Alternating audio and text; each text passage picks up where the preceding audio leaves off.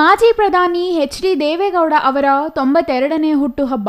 ಆದರೆ 2 ದಿನಗಳ ಹಿಂದೆಯೇ ರಾಜ್ಯದಲ್ಲಿ ಯಾರೂ ತಮ್ಮ ಹುಟ್ಟುಹಬ್ಬ ಆಚರಿಸಬೇಡಿ, ಇರುವ ಜಾಗದಿಂದಲೇ ತಮ್ಮನ್ನು ಹರಿಸಿ ಎಂದು ಮಾಜಿ ಪ್ರಧಾನಿಗಳು ಹೇಳಿಕೆಯಲ್ಲಿ ಮನವಿ ಮಾಡಿದ್ದರು. ಹಾಗಾಗಿಯೇ ಇಂದು ಅವರ ನಿವಾಸದ ಬಳಿ ಹೆಚ್ಚು ಜನಸಂದಣಿ ಇರಲಿಲ್ಲ. ಆದರೆ ದೇವೇಗೌಡರು ಮಾತ್ರ ದೇವಾಲಯಕ್ಕೆ ಭೇಟಿ ನೀಡಿ ವಿಶೇಷ ಪೂಜೆ ಸಲ್ಲಿಸುವ ಮೂಲಕ ತಮ್ಮ ಹುಟ್ಟುಹಬ್ಬವನ್ನು ಆಚರಿಸಿಕೊಂಡರು. ಮಾಜಿ ಪ್ರಧಾನಿ ಎಚ್.ಡಿ. ದೇವೇಗೌಡ ಅವರು ತಮ್ಮ ಜನ್ಮದಿನದ ಪ್ರಯುಕ್ತ ಇಂದು ಬೆಳಗ್ಗೆ ಜೆಪಿ ನಗರದ ಶ್ರೀ ತಿರುಮಲಗಿರಿ ವೆಂಕಟರಮಣ ಸ್ವಾಮಿ ದೇವಾಲಯಕ್ಕೆ ತೆರಳಿ ವಿಶೇಷ ಪೂಜೆ ಸಲ್ಲಿಸಿದರು. ನಂತರ ಗೋಮಾತೆಗೆ ಪೂಜೆ ಸಲ್ಲಿಸಿ ತಮ್ಮ ಕುಟುಂಬಕ್ಕೆ ಎದುರಾಗಿರುವ ಸಂಕಷ್ಟಗಳಿಂದ ಪಾರು ಮಾಡುವಂತೆ ಬೇಡಿಕೊಂಡರು. ಅಲ್ಲದೆ ದೇವಾಲಯದಲ್ಲಿ ಆಯೋಜಿಸಿದ್ದ ವಿಶೇಷ ಹೋಮ ಹವನದಲ್ಲಿ ಅವರು ಭಾಗಿಯಾಗಿದ್ದರು.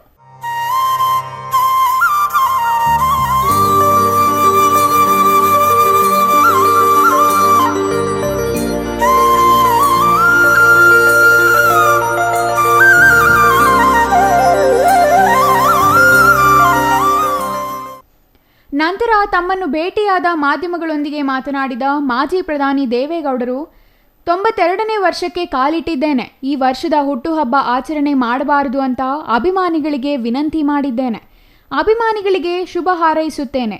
ಜನರ ಅಭಿಮಾನಕ್ಕೆ ಅಭಾರಿಯಾಗಿದ್ದೇನೆ ಎಂದು ಹೇಳಿದರು. ಪ್ರಜ್ವಲ್ ರೇವಣ್ಣ ಮತ್ತು ರೇವಣ್ಣ ವಿಚಾರದ ಬಗ್ಗೆ ಯಾವುದೇ ಮಾತು ಆಡಲ್ಲ.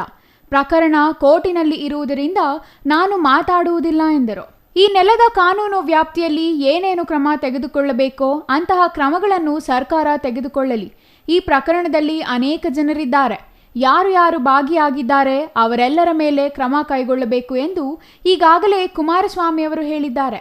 ಅಪಾಯಕ್ಕೆ ಸಿಲುಕಿರುವ ಹೆಣ್ಣು ಮಕ್ಕಳಿಗೆ ಪರಿಹಾರ ನೀಡಬೇಕು ಅಂತಲೂ ಕುಮಾರಸ್ವಾಮಿ ಹೇಳಿದ್ದಾರೆ. ಆ ಬಗ್ಗೆ ಸರ್ಕಾರ ಗಮನ ಹರಿಸಬೇಕಿದೆ ಎಂದರು.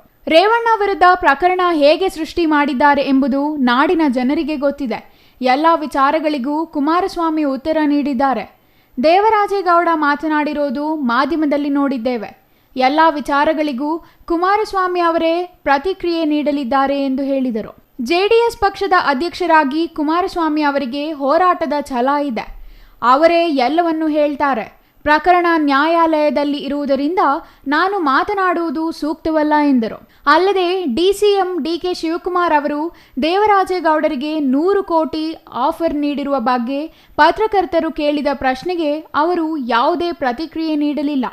ಜೊತೆಗೆ ದೇವೇಗೌಡರ ಕುಟುಂಬವನ್ನು ಮುಗಿಸಲು ಹುನ್ನಾರ ನಡೆಸಿರುವ ಬಗ್ಗೆ ಪತ್ರಕರ್ತರ ಪ್ರಶ್ನೆಗೆ ಅವರು ಸಮ್ಮತಿಸಿದರು. ಜೊತೆಗೆ ಜೂನ್ 4ರ ನಂತರ ಜೆಡಿಎಸ್ ಕಚೇರಿಯಲ್ಲಿಯೇ ಎಲ್ಲ ಮಾಧ್ಯಮದವರನ್ನು ಆಹ್ವಾನಿಸಿ ಮಾತನಾಡುತ್ತೇನೆ ಎಂದು ಮಾಜಿ ಪ್ರಧಾನಿ ಎಚ್.ಡಿ. ದೇವೇಗೌಡ ಅವರು ಹೇಳಿದರು.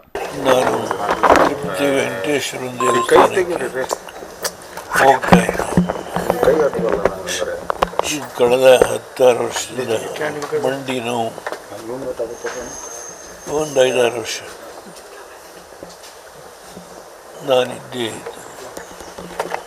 ವೆಂಕಟೇಶ್ವರ ದೇವಸ್ಥಾನದಲ್ಲಿ ಹೋಗಿ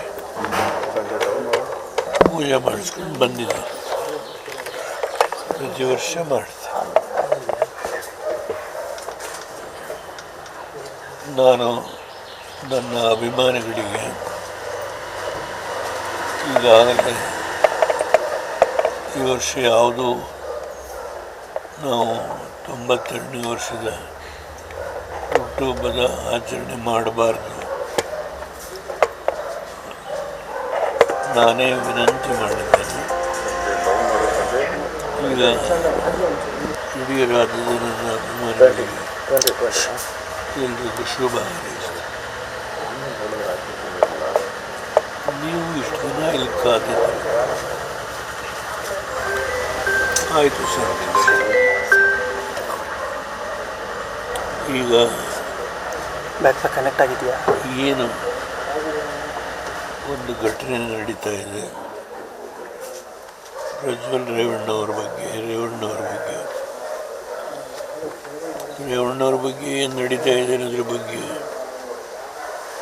ಕೋರ್ಟಲ್ಲಿ ಏನೇನು ನಡೀತಾ ಇದೆ ಅನ್ನೋದನ್ನ, ಆ ಘಟನೆ ಬಗ್ಗೆ ಕುಮಾರಸ್ವಾಮಿ ಅವರು ಇಡೀ ನಮ್ಮ ಕುಟುಂಬದ ಪರವಾಗಿ ಕಾನೂನು ಏನಿದೆಯೋ ಈ ದೇಶದ ನೆಲದ ಕಾನೂನು ಏನಿದೆ ಆ ಕಾನೂನನ್ನು ಒಂದು ವ್ಯಾಪ್ತಿನಲ್ಲಿ ಏನೇನು ಕ್ರಮ ತಗೋಬೇಕು ತೆಗೆದುಕೊಳ್ಳಲು ಸರ್ಕಾರ ಜವಾಬ್ದಾರಿ ಹೇಳಿದ್ದಾರೆ.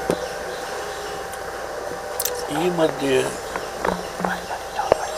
ಇದಕ್ಕೆ ಒಳಗೊಂಡಿರ್ತಕ್ಕಂಥ ಅನೇಕ ಜನ ಇದ್ದಾರೆ ಇದರಲ್ಲಿ. ನಾನು ಅವರ ಯಾರ ಹೆಸರನ್ನು ಹೇಳಲಿಕ್ಕೆ ಇದರಲ್ಲಿ ಯಾರ್ಯಾರು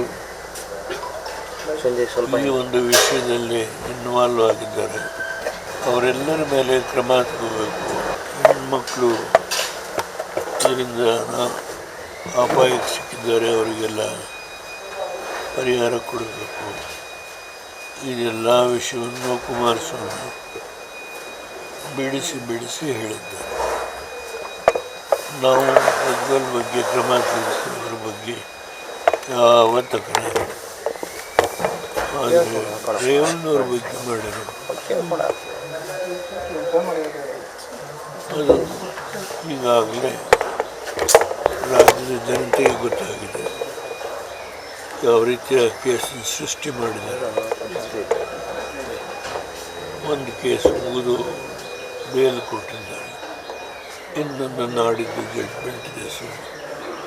ಅದು ಕೂಡ ಹೇಗೆ ನಡೀತು ಅನ್ನೋದ್ರ ಬಗ್ಗೆಯೂ ನಾನು ಮಾತಾಡಲಿಕ್ಕೆ ವಿಶ್ಲೇಷಣೆ ಮಾಡಲ್ಲ. ಆದರೆ ಕುಮಾರಸ್ವಾಮಿಯವರು ಖಂಡತುಂಡವಾಗಿ ಈ ಘಟನೆಯ ಬಗ್ಗೆ ಯಾರನ್ನೂ ಸ್ಪೇರ್ ಮಾಡಬೇಕಾಗಿಲ್ಲ ಹೇಳಿದ್ದಾರೆ. News bureau, CTV news, Chikkaballapur.